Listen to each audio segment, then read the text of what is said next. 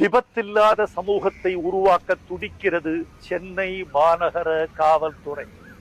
இதை சிந்தித்தவர்களை நான் பெரிதும் பாராட்டுகிறேன்.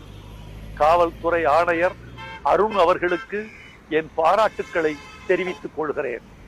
ஜீரோ இஸ் குட் என்ற ஒரு வாசகத்தை இப்போது பார்க்கிறோம். எப்படி ஜீரோ என்பது குட் என்று சொல்லப்படும் என்று சிந்தித்து பார்த்தால் அதற்குள்ளேயே அதனுடைய உள்ளடக்கம் ஒளிந்திருப்பதாக நான் கருதுகிறேன். விபத்து இல்லாத நாள், விபத்து இல்லாத போக்குவரத்து, விபத்து இல்லாத சாலை, விபத்து இல்லாத சமூகம் என்று வருகிறதோ அன்றுதான் போக்குவரத்துக்கு ஒரு புதிய உலகம் திறக்கும் என்று நாம் நிச்சயமாக நம்பலாம். சாலை விதிகளை வாகன ஓட்டிகள் பயன்படுத்துவது எவ்வளவு முக்கியமோ பாதசாரிகள் பயன்படுத்துவதும் அவ்வளவு முக்கியம். இந்த உலகத்தில் ஒரு மனிதனை இன்னொரு மனிதன் கடந்து செல்ல ஆசைப்படலாம். போட்டியில், வாழ்க்கையில், பந்தயத்தில் கடந்து செல்ல ஆசைப்படலாம். வாகனத்தில் கடந்து செல்ல ஆசைப்படுவது அவ்வளவு நல்லதல்ல. ஒன்றன்பின் ஒன்று என்ற விதிமுறைகளை உண்டாக்கி இருப்பதுதான் காவல்துறையின் பலம்.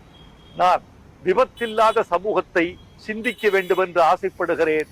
ஏனென்றால் விபத்தில் என் உறவுகளை இழந்த வலி இன்னும் என் நெஞ்சுக்குள் இருக்கிறது.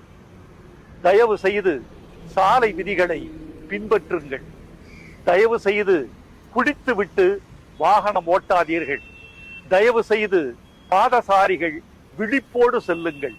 பிள்ளைகளுக்கு சாலை விதிகளை 5 வயதிலிருந்து கற்றுக் கொடுக்க வேண்டும். சாலை விதிகளை அவர்களுக்கு பெற்றுக் கொடுக்க வேண்டும்.